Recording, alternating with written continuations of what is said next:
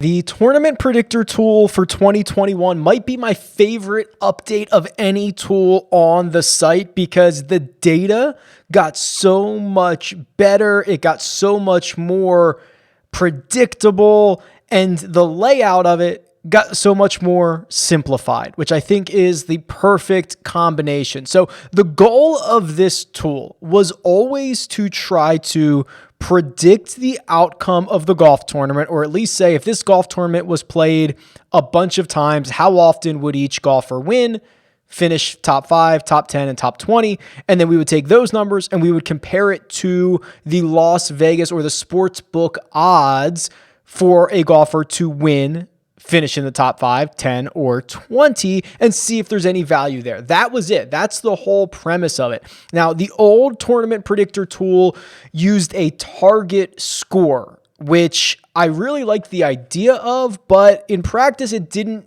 make as much sense as I would want it to, because you, one, have to be able to accurately predict what the target score is going to be in terms of strokes gained, and then two, even if you could have multiple golfers get to that score. So it's not actually predicting a winner, but this model is. So I went back, I rolled up my sleeves, and I built a new simulation model that actually does predict winners, second place, third place, fourth, all the way to the end of the field for every tournament. So if I simulate this 10 times, I'm going to get a winner 10 different times. I'm not going to get, oh, hey, these 20 guys got to the target score, but I don't really know who won.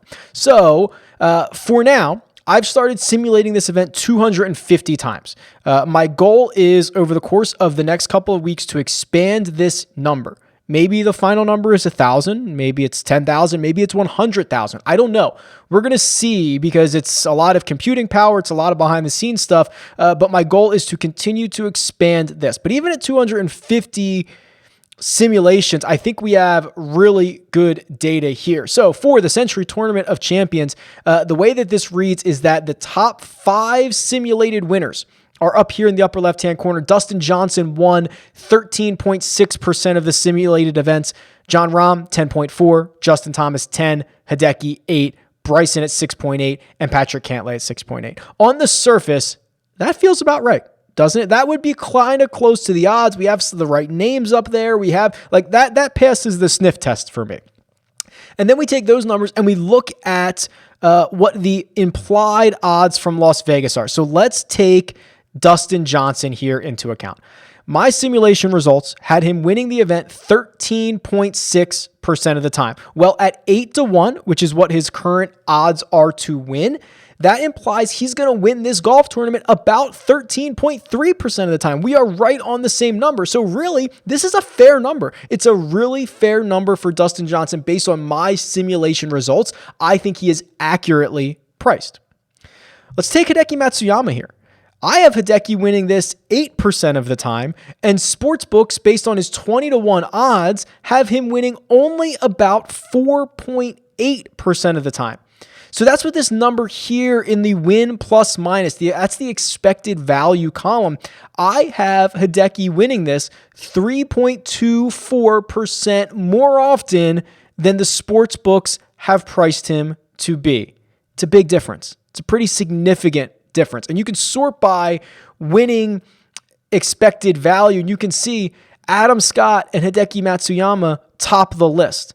Both of them over 3% greater in my simulation results than the actual implied odds based on what the bookmaker's number is for them. And of course, you can go in the opposite direction as well. The worst bets, in theory, would be Daniel Berger, Cam Smith, and Joaquin Niemann. I only have Daniel Berger winning this 0.4% of the time, less than 1%. His implied Vegas odds indicate he's going to win it about 3.5%. That would be the biggest difference in the negative direction. So that's really it. That's the whole premise.